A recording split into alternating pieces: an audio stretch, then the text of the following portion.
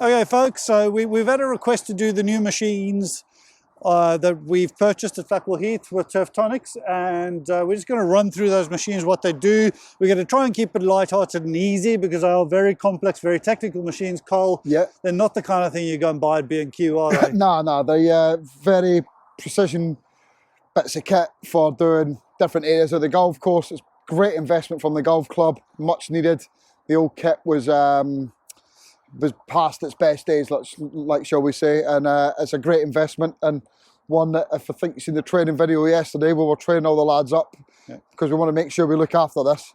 And I think it's a good point to note in terms of, and Colin, if you watch the Procore video, we're plugging another video, yeah, but if we watch a Procore video, if a 6-inch metal spike going into soft ground gets ground down by an inch or two a year, you can imagine what the blades on the shocks and everything else on uneven surfaces and hills goes through. Yeah, hence why we had to purchase. Is that a fair Yeah, no, these are all moving as we'll go through the machines. The machines all move to hug the ground, and over the years, these become loose. They don't hug the ground as well, so you don't get such a good quality of cut that we've had them. So a newer bit of kit, we should see a lot better quality of cut out there. I expect, yeah, definitely we'll see a lot better quality cut. That's awesome. So, shall we go through, it looks like a beauty pageant. Maybe we should go, I don't know, we got John behind the camera, yeah, but if we go start with this one and we work our way down, I'll ask stupid questions. Yeah, so this mower here is John Deere 2550 E-cut hybrid. So this is the tease mower. This comes with 7 real blades. So that's a cylinder? That's a cylinder, yeah. So what's the difference between a cylinder and what I've got at home that's got a little, looks like a helicopter? Big rotary over there? Yeah. So these you can cut right down. So a 7 blade, you wouldn't want to, we're going to be cutting teases about 10 mil. But you can get right down with it when we get across the greens mower, we can cut right down to 2 millimeters with that. Okay. There's no way you could do that with your home lawnmower unless it was like a billiard table. Okay. And most rotary mowers that you get wouldn't go that low anyway. Okay, we're not going to go into the features and that in this video, but if you're really techie geeky, you want to know, we're going to go through, including what we call Norby's antenna at the back there. And so let's move on to the next one, Carl. Let's see. Okay, this looks, I don't have a bloody clue what this thing is. What does this thing do? This cuts the fairways. This cuts the fairways? Yeah, this is the... So if this cuts the fairways, what are these things? These are groomers. So this will stand the grass up in front of the cylinder. I'm not going to put my fingers in there, but so that would stand that up, gets a better cut, so it helps flick the grass up, and we get a better cut on the grass. And these things flip down when you're going? Yeah. So these will flip down. That's transport mode. Okay. So that's for transporting the machine around. Yeah. They're up there. These are quite secure. They don't wobble around too much. And then when we get down there, these fold down. We've got 5 decks on it. We cut for cutting the fairways. And the plastic came free, or did you have to pay extra for that? Yeah, the plastic came free, yeah. Yeah? So just not taking the cover off the seat yet. Another stupid question. Why did these things have headlights? Surely you don't cut in the dark. Yeah, we cut in the dark. So do you? Yeah, we'll be out, not in the summer months, but in the winter months when you're still selling tea times. Maybe the first tee off time could be 7:30, 8 o'clock. We'll still be in at 6, 4:30, and we're out in the dark. You need to be able to see where you're going. Okay. So lights are important on the main front line kit. Okay, cool. The next one, this looks similar to what I have in my Briggs & Stratton at home, Cole, but obviously on a more industrial scale. Yeah, on a massive more industrial scale. I think all the mowers make a big improvement, but this mower, we had our trailed 3-gang by a tractor to cut the rough in the past, and I think this mower will make a massive improvement to the rough. We'll get a more these pods. It's a pod mower. It's got 5 pods on it. These take the contours of the terrain much better. We'll get a much better cut, and I think the rough will be more even.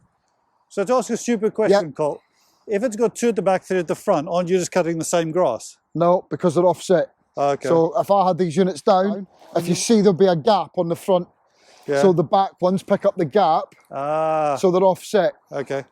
And when you say this will give us a better in the rough, I mean, the rough's supposed to be rough. How do you decide how high you're going to set it? Now, you're well known for giving us pin positions we don't always enjoy. Is that the same with the rough?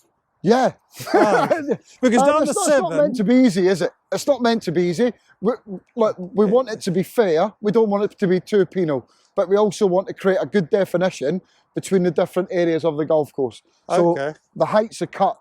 We normally... Accordingly. So the fairway more we just done, for about 13, 14 mil in the height of summer. We'll then do one pass round the fairways. That's about 32 mil. And then we'll be up looking at about 65 mil in the rough. Okay. So, and in terms of 7, as we carry on walking to the the second last machine, on 7, because of the slope, do you cut the rough any differently because of the slope? On the right-hand side of the green? No, if you're going down 7 fairway. Yeah. On the right, you've got the rough at the bottom. As a layman, I've always thought the rough should be a bit longer there to stop my ball, primarily my ball, from bouncing out into the hedges. Do you do anything different with the rough there? All the rough's the same. The whole course. The same length. So that's just an urban myth that you do the rough differently. Yeah, that would. And for as much of these have got easy height adjustments on these, it would still be time, and it's also unfair. I'm going to make the rough a little bit longer to help you, but if I hit it up the other side, then it's not right. Fairness in the summer, mate, on the 7, it doesn't matter where you hit it, it's going down the right. Yeah. It doesn't matter how good you are. No, I'm not any good, Brian. So no, neither am I, mate. We're in the same boat. Okay, so second last machine. What have we got, Jacko? This is the Greens Triple. So it's the same model as the Tees More flip we had earlier. It's still the 2550 E-cut, but this has got 11 blade cylinders. This can cut down. This can cut down finely to about 2 mil. Well, we don't cut our grass that low. We go down to about 3.5 with the slopes here at Flackwell, that sort of height, and then the roller, which we'll move on to, we can get enough pace with the slopes here. Green slopes on the green. If we get it too quick and went too low, some of these greens would be unputtable. You sure you've not cut 7 and 8 green to 2 mil at some point? No, that's just my pin positions, Brian. I'll tell you what. If there's anything high on there, just go. We're going to have to cover off each green with you guys and your strategy at some point. But yeah, those greens can be a nightmare. Those 2 holes for us. No, they can, and they're also hard to manage when it comes, because we've got to think about the pace, and you've also got to think we've got a couple of greens that are quite severe on slope, and if we do get the greens too quick, them 2 will be unputtable.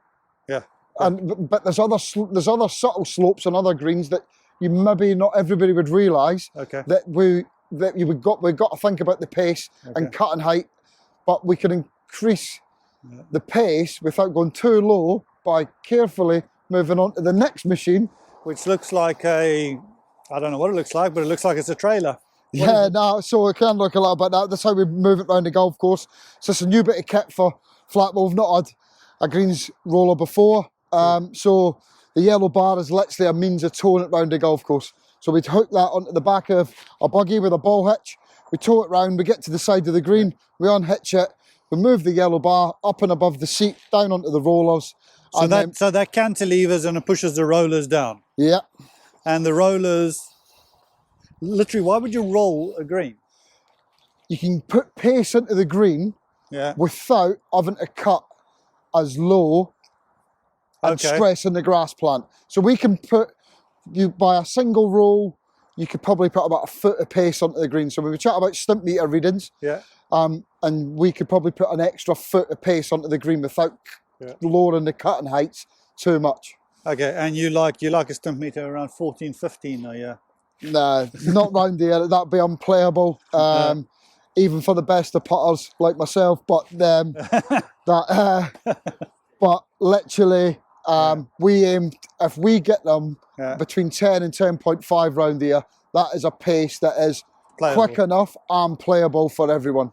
Okay, so just to close us off, thanks, Carl. Thanks for the roundup. That's really interesting. So, in my head, this is the basic kit that every golf course needs. This isn't fancy, Augusta, This is a minimum requirement, Brian. Okay. This is a minimum requirement, and depending on the size of your course and amount of staffing levels and the level you're maintaining it at, some places will have 2, 3 of each of these mowers that we've got, if not more, depending on the level of golf course. But this is a minimum requirement and should be the basic for any golf club.